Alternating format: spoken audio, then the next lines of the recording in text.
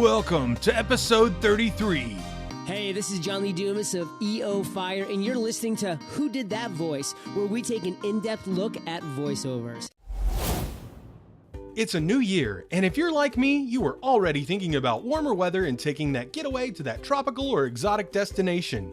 Maybe you plan to travel to Walt Disney World or Universal Studios. No matter what kind of trip you plan, 3D Travel Company is the company for you. Just visit 3dtravelcompany.com and let them know that Trenton sent you from Who Did That Voice. Or you can book on www.whodidthatvoice.co and click the Book Now button. For a limited time, Who Did That Voice listeners can receive a Disney gift card for qualifying Disney and Universal trips booked and traveled by the end of 2017. Book today and travel away. Welcome to Who Did That Voice, the show where we take an in-depth look at voiceover. And now, here's your host, Trenton Larkin.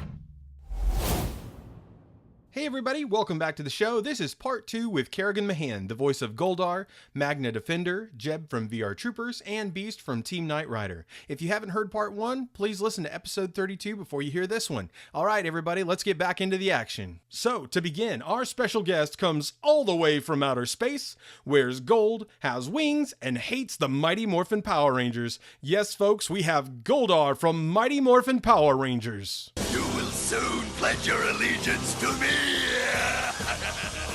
No way, Goldar. No way. We shall soon see.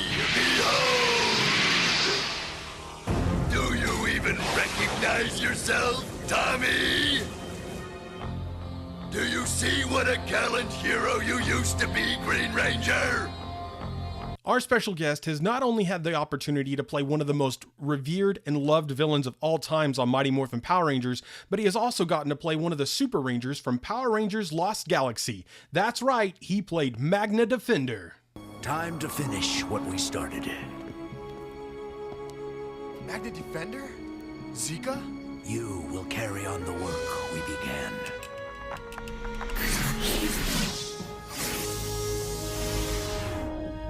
My weapon is now yours.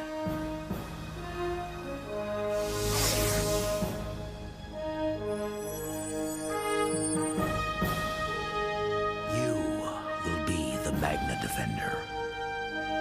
Me? It is your destiny. This next show our special guest is from is one you may not be as familiar with. After Knight Rider, a show came out called Team Knight Rider that had 5 vehicles that all had AI, artificial intelligence, talking vehicles, of course, just like Michael's original car kit. So this car our special guest got to play was called Beast, which was a modified Ford F-150. If you haven't seen the show, check it out. Here's a clip of Beast. We have to destroy the virus. Beast? My incendiaries have a mile range. They'll fry the pilot as well. Do it. Generally, we have to. If that virus gets out, millions of people will die. Okay, Beast, take it down. It's almost out of my range. I hope I can still leak it. Well, our special guest is no stranger to working with Saban Entertainment. Another special character he got to play was Jeb the dog from VR Troopers. Something strange happened while I was gone? You mean besides everybody dancing like they're stuck in guacamole? Yeah, besides that. Well, some babe did put a CD in the jukebox just before the zombie-thon started. Now sit back, relax, and enjoy the show. Kerrigan, you were able to come back in Power Rangers. You've played several different villains over the course of time, but later you actually got to come back as one of the Power Rangers in Lost Galaxy. You played Magna Defender.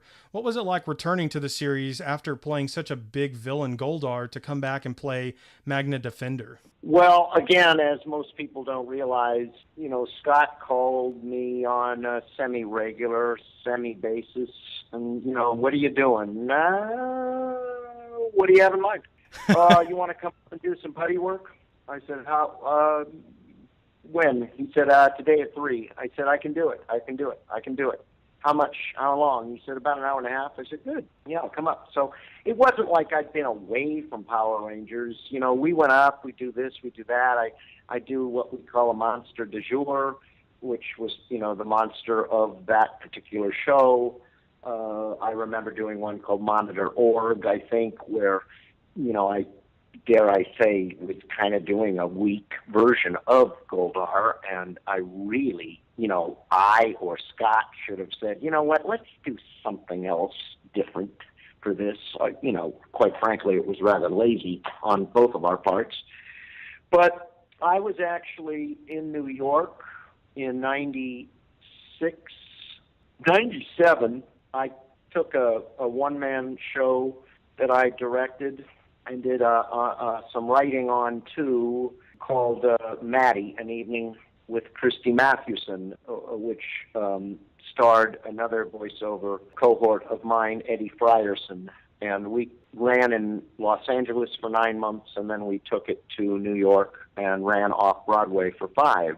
So I was in New York in 97, came back, and I think Magna came up, actually. Was Magna about, was it 2000? Was it 2000? Do you remember what year Lost Galaxy Generation was? I think it was 99. Yeah, Kerrigan, you were right. Yeah, Lost Galaxy came out in 99. Anyway, it was near, I know it was before 911, and that's probably why I was just telling the Maddie story, because I had just come off what was one of the most exciting times of my life. Taking a show to off-Broadway is pretty darned wild, pretty exciting, and getting all those reviews, those wonderful reviews we got. And before I turn around, I'm home. I hadn't planned on coming home to live again. I was going to stay in New York. I did stay in New York a while, and I came back to do my taxes in March. And I looked at the sunshine, and I looked at my beautiful old 87 BMW, and I thought, I'm not going back to New York. I'm done. I'm going to stay here. And I think soon after that, Scott called, and this is actually all around the time that, I think, I was doing promos for Sweet Valley High and Breaker High after school show, and I was doing Team Knight Rider, and I think right in that period I did Magna.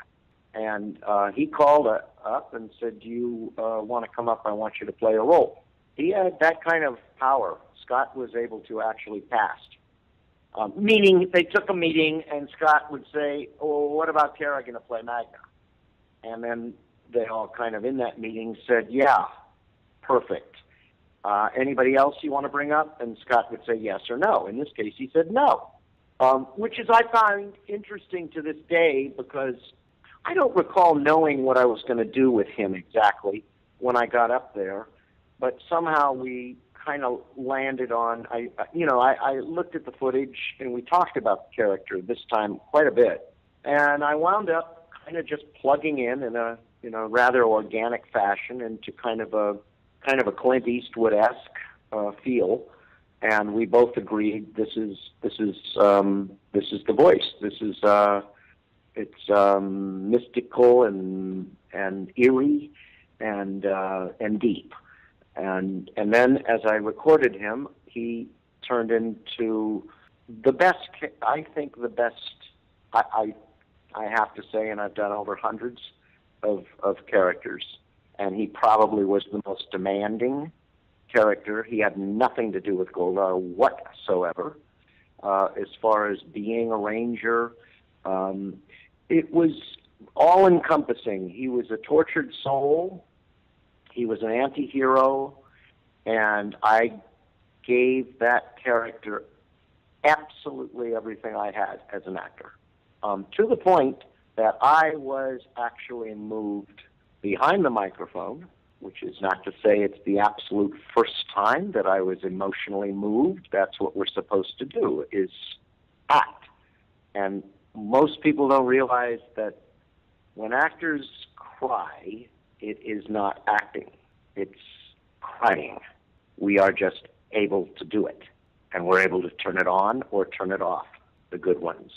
And I remember the last scene struggling.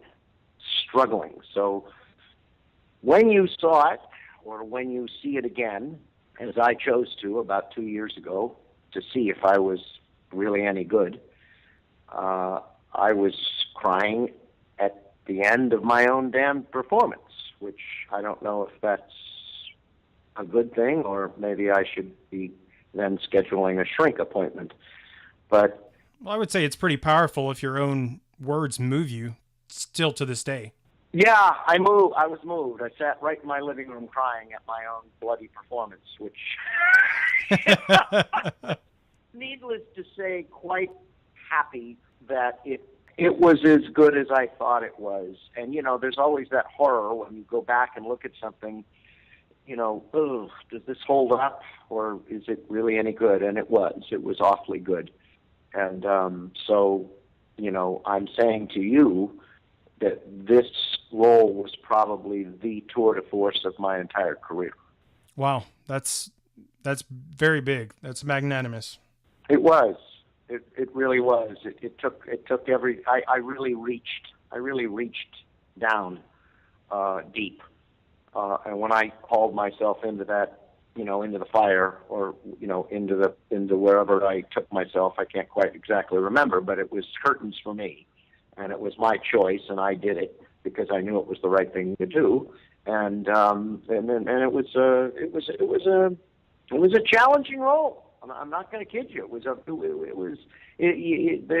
wasn't an ounce of walk through in that role. I earned my money. Wow. Well, thank you for sharing that with us, Kerrigan. I never realized how deep of a role that was for you, and it definitely seems like a lot of differences from what you played in Goldar compared to the Ranger. But he was very moving, when he's crying over his son who's passed, and his son still encouraging him and saying, go on, Father, you can do this. And, the ultimate sacrifice that Magna Defender does make, that's one of the things I love about the original Rangers was I felt like the writing and the way the shows were just done really well.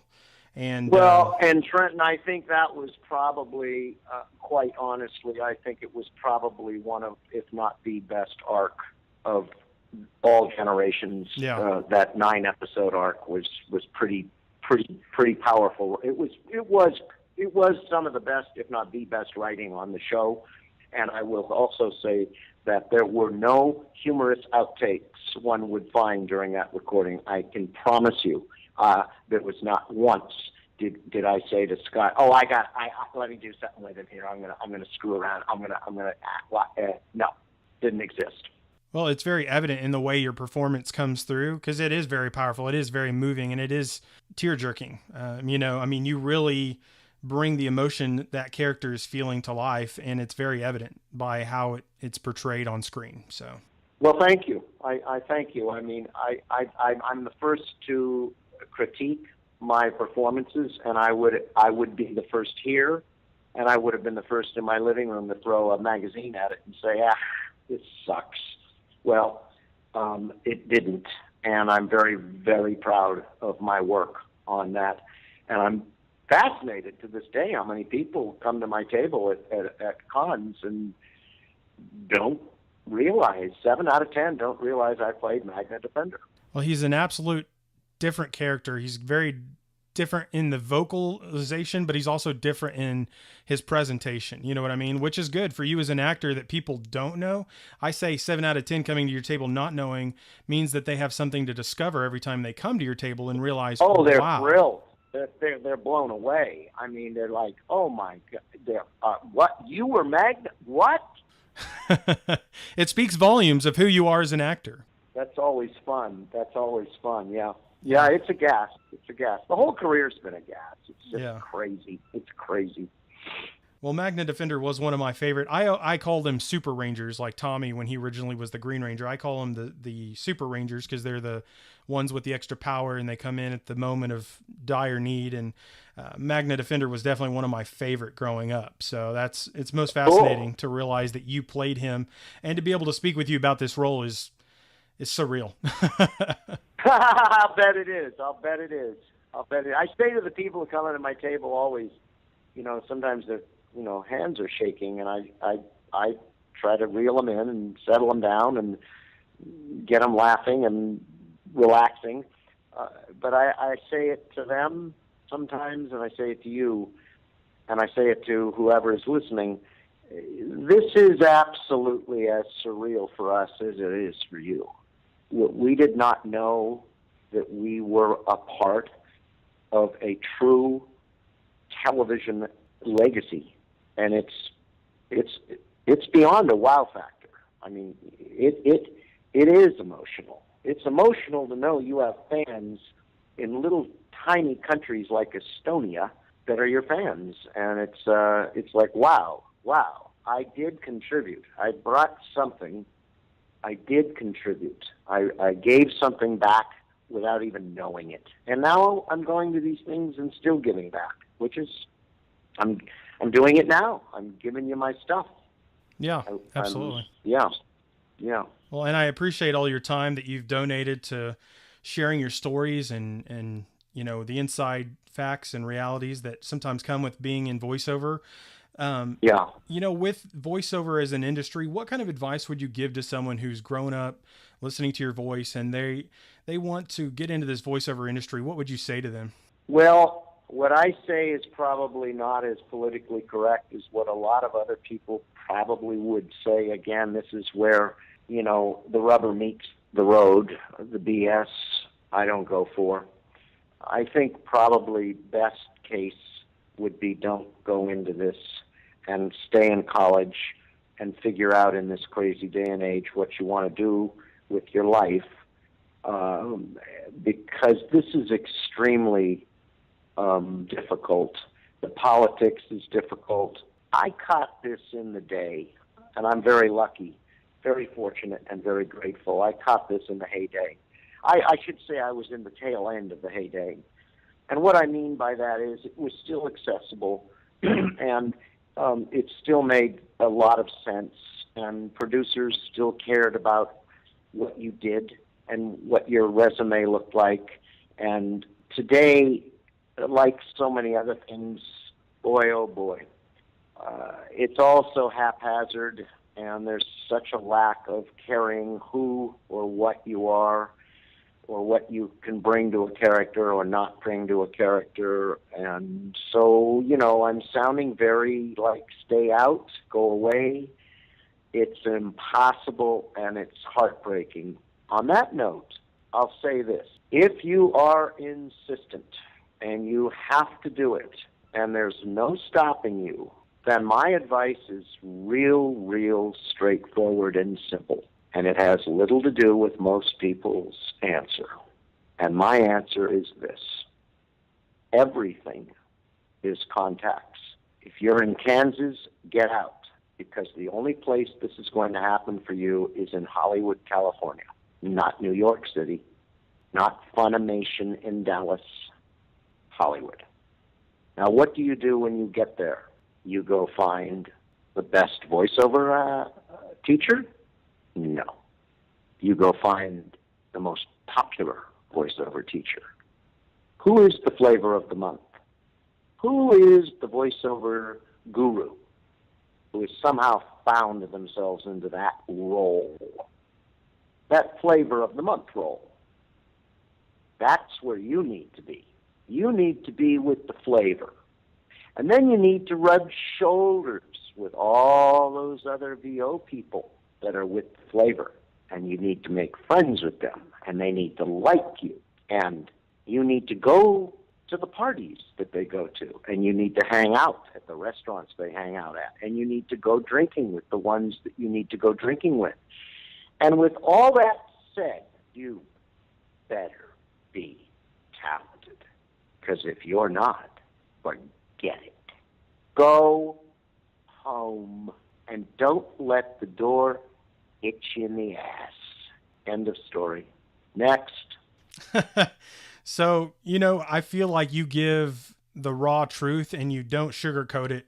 And that probably will seem very refreshing to a lot of my listeners, because you're not giving the fantasy version of how to get into the industry. You're giving it like it is and telling them it is very hard. And if they want it, they're going to have to fight tooth and nail for it.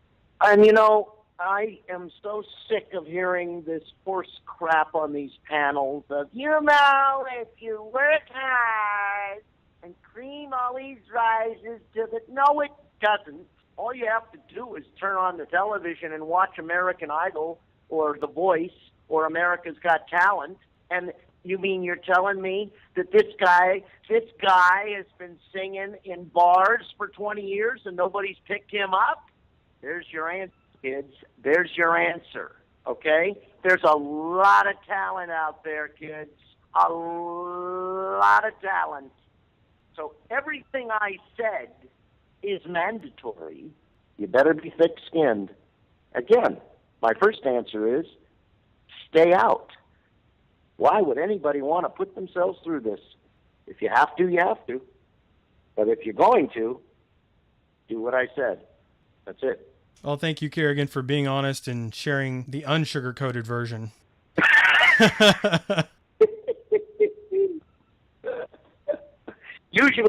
Usually there's a lot more swearing in there, but I'm behaving. I appreciate it. Well, Kerrigan, so with you moving out of the Hollywood area, are you doing anything currently with voiceover, or have you kind of pulled out of that with moving out of the area? No, it's a combo plate. Okay. You know, I do local jobs here and there. I have my microphone and my little studio here where I'll send stuff. You know, a job here, a job there. I'm not actively hunting down voiceover work. I'm called on occasion. I go down to Los Angeles to do Family Guy. I'm their resident Jack Nicholson or Michael Douglas or James, what's his name, the director. I did, and I just did that nasty murderer guy, Robert Durst, I think his name was. Anyway, I just did that. That's fairly recent. But Linda LaMontagne, the casting director, LaMontagne, calls me on occasion and says, "Do you want to come down and do one?" And I, I'll do a Family Guy. So no, I'm still a player, but I'm not actively doing games. You know, the only way to be active is down in Hollywood. Although I am going after a role, and I'm going to leave that a secret. There is a role on a very hot anime. I'll leave it at that. Okay. And it has my name on it, and we're going to try to land this because the thing is so popular that it would completely resurrect my career if I do this character. And I'm not looking to resurrect my voiceover career. I don't need to resurrect my voiceover career, but it would be fun. If I do this character, it will be a great role. It will be great fun to do. And it will be great fun at Comic-Cons to have this role ongoing, a current, fresh role. So we'll see what happens with that. Well, I'll be keeping my eyes peeled for any new anime roles that pop up. Okay. Yeah, that's what you're going to have to do. I can't talk about it. Well, maybe once you've done it, we can have you back on the show. Oh yeah. If I land that, I'll be doing this stuff. Sure. Absolutely. Yeah. Well, Kerrigan, do you have a website or a way in which people can reach out to you, or if they wanted to contact you to hire you for voiceover services? Well, I had a website for years, and I had all my voiceover, my trailers, my promos, my animation reel, all that stuff was on it. But I realized over all those years that, quite honestly, it's just not how people ever get jobs. It's word of mouth. So, as far as my contacts these days, I blew up the website, which again I had for over a decade. But basically, I have my Facebook, and that is that's the True Goldar Kerrigan Mahan, and I have a YouTube channel, YouTube/Kerrigan Mahan, and that's where you can see my Goldar and me's, which are little vignettes that I've shot for fun. There's no money in them. I've shot 5 of them total. And if you have not seen my Goldar for President, I'd like to believe, and I'm told it's very funny. I also have Goldar for President T-shirts, which there aren't many left, but there are some, and they are available. They're $25. That includes shipping. I'm not sitting here pitching or selling at the same time. I guess I am, but I do have these, and they're great fun. And the speech that I do as Goldar with me in the video, I introduce him just like, just doing a parody on all of the madness that's going on with all of this crazy political climate that we're in. And we'll leave it at that.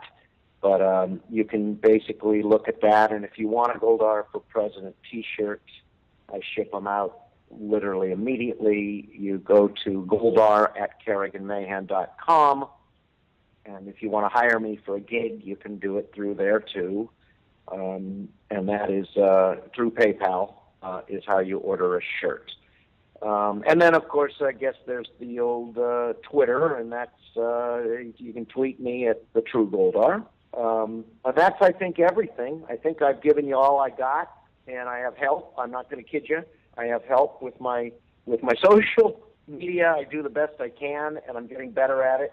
But my dear friend Ryan Glitch is my admin, and Brandon Benfield helps him with that, and we all work together with it. So that's kind of how you get in touch with me through those ways. To really get directly in touch with me, Goldar@KerriganMahan.com is the way to go. That way, it's just I get the email and I can respond to you in any way immediately. So that's the easiest for me. The other ones are, sometimes they have to tell me, go to your Facebook and go here, and I find it all very user unfriendly and somewhat overwhelming, but I'm going to have to get used to it because this is the day and age we're living in, right? Absolutely, it is. Unfortunately, sometimes I find managing everything myself is a little bit difficult because there's so many different things you're supposed to be on, and it gets crazy sometimes. Oh my gosh! I mean, I just went on. They all insisted I do Instagram, and I'm actually talking to Ryan tonight. I said, look, I need help. I'm getting all kinds of Instagrams, and I don't really know what or how I'm supposed to do this. And he said, okay, we're going to do it. We're going to do it all. We're going to get everything linked up together, and you're going to be okay. I'm going to walk you through everything. And, it all sounds just delightful. It's like, oh, good, we're going to go out for cake and ice cream. And it's like, no, we're not. It's going to be hell. Oh, wow. So again, to all of your listeners, to all of my fans, please be patient with me. And it's not because I'm not responding in some cases. It's just I don't know how, and I'm working on it. Absolutely. I'm turning 62 years old in January, and we did not grow up with this. I grew up with a beeper, and that came in late. That's how we got in touch with a beeper, a pager. And that wasn't around, and I was working prior to that. I produced the one-man show without a telephone, without a cell phone in 1996. That's amazing. So, Kerrigan, we were talking about Power Rangers, and did you mention that you were some of the voices of the putties? Oh, yeah. Anybody jumped in and did putties. Okay. I always wondered who did that. Most people don't know that, but it really was a case of who's recording next or who's finishing recording, and then maybe, Scott would call in some other actors that didn't necessarily have any roles or weren't recording anything. They just come up and do the putties, be it Bree Brosey or Kirk Thornton or, some of those that just didn't have any role yet or just basically driving up to do a job.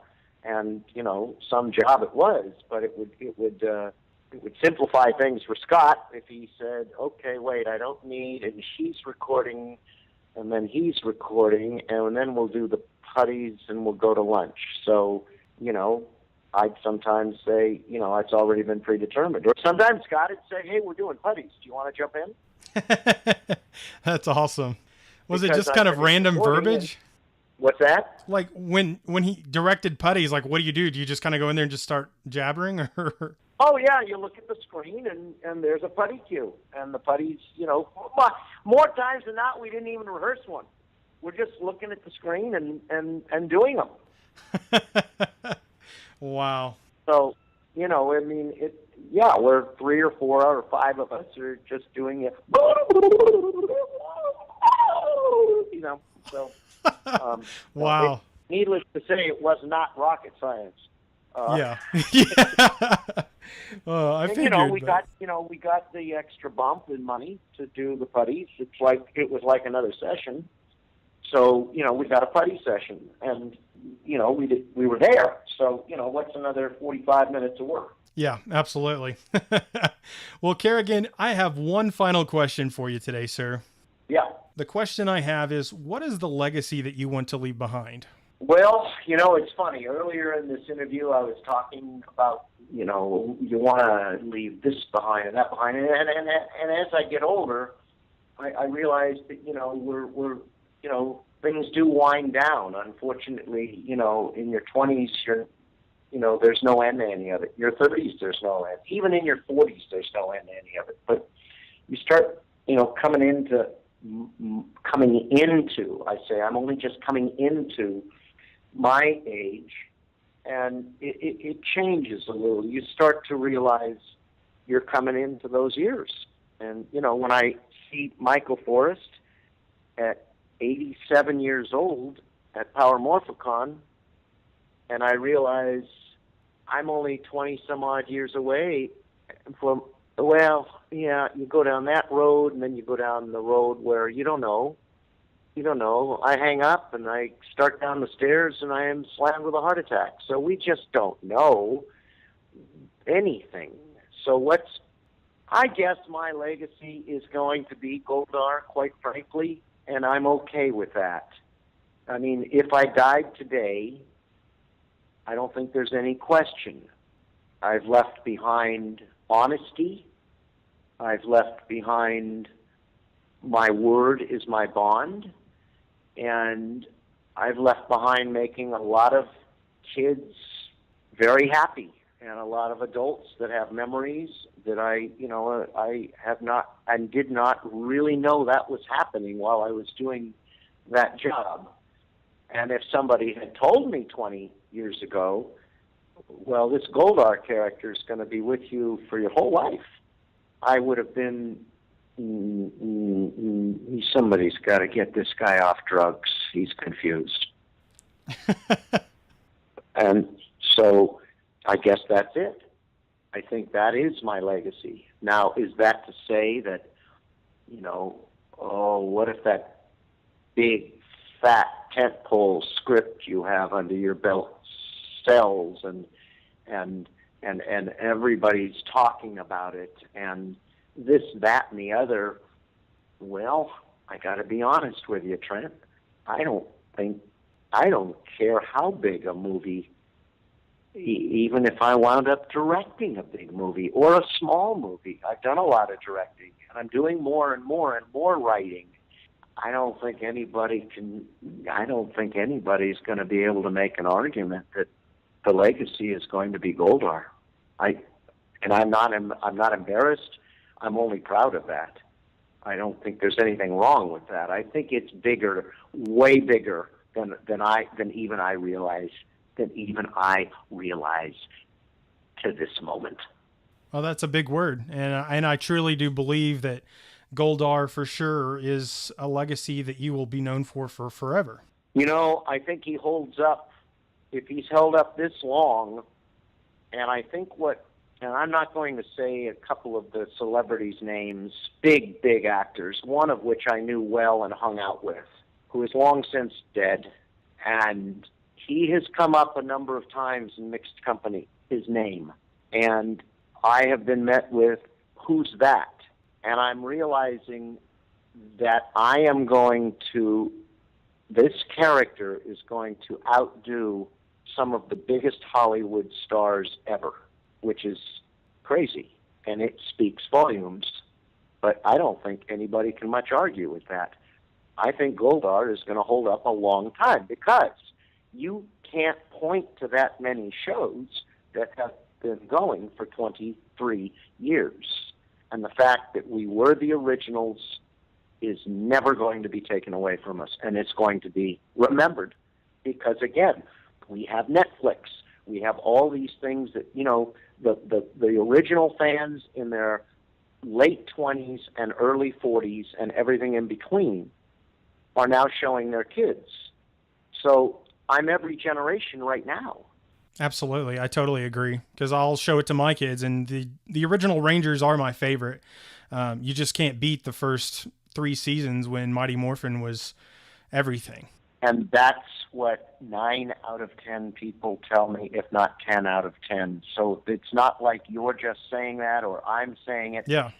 That's a fact. It's a proven fact. Well, we are the favorites. Well, and the episode count on seasons 1, 2, and 3 exceed everything else. I think they had 60 episodes a season for 3 seasons. And I mean, right there, that's one season. That's 3 different seasons now, because they break it into 20 episodes, and that's it. And you don't even get to know who the Rangers are or who the villains are. And they blow through all the superpowers and the super megazords so quickly that you don't even get to learn what their basic powers are before they've already moved on. Whereas with the original Power Rangers, it was like a family. We knew the characters, we knew who they were, we knew the villains well, and there was just a depth to it that will never be recreated. You just shared something with me that now I'm going to share something with you, which is an interesting way to end this interview or begin to wrap it. I did not know what you just said until this moment. I did not know that we did 60 to their 20 in 3 seasons. I had no idea. Yeah, it's unbelievable because, back in the day, they used a lot more of the Japanese footage, and the series just kept going and going. Now they break it into seasons based on fall and spring when they air episodes. But when Power Rangers originally came out, it just kept going. There wasn't really any timeline or anything. And there weren't as many shows running back in that era either. Good point.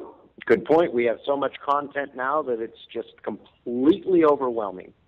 And keeping also in mind, we didn't have Facebook and Twitter and Instagram and Snapchat and Tumblr and texting and all this other stuff.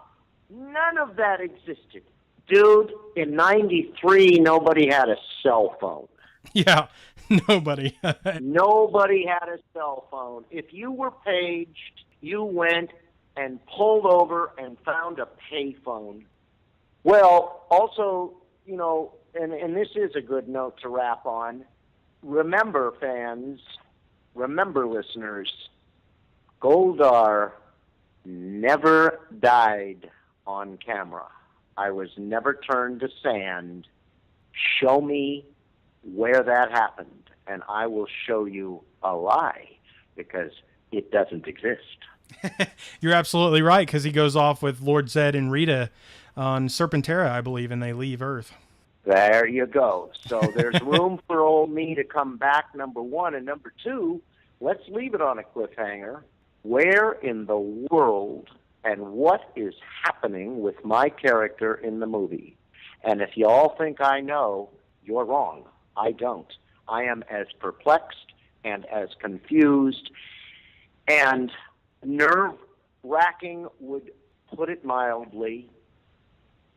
I cannot tell you how much fun this has been. I was looking forward to it. I was too. I know we were supposed to go half this time, and I have no regrets.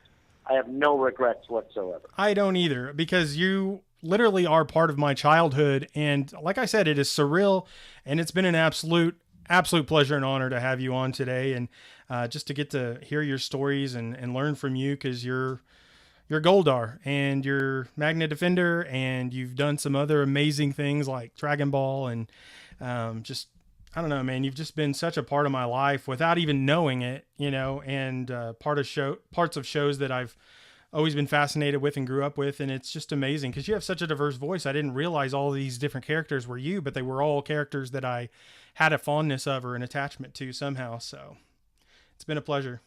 It has been a pleasure, beyond a pleasure, and it's all music, baby. It's all music. Well, Kerrigan, it has been an absolute honor and pleasure to have you on the show today. Thank you so very much for all of your time, and no regrets, that's for sure. Would you please give us a closeout today as Goldar from Mighty Morphin Power Rangers? Oh, well, that is certainly something you did not have to ask for, Trenton. Just keep in mind, I am King Goldar, ruler of the universe. And if your listeners don't listen to this podcast. Oh, I can promise you this. Very bad things will happen.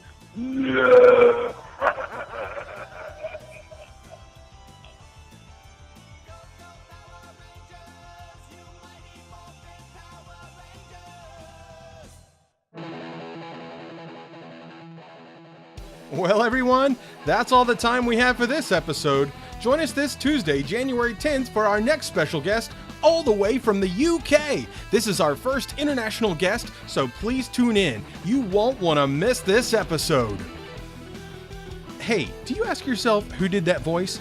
Well, if you do, go to our website, www.whodidthatvoice.co, and click on the Episodes tab. Choose an actor, pick their name, and see pictures from the different characters they've voiced in their career. Thank you for joining us today. We'll see you next time for more discoveries on Who Did That Voice.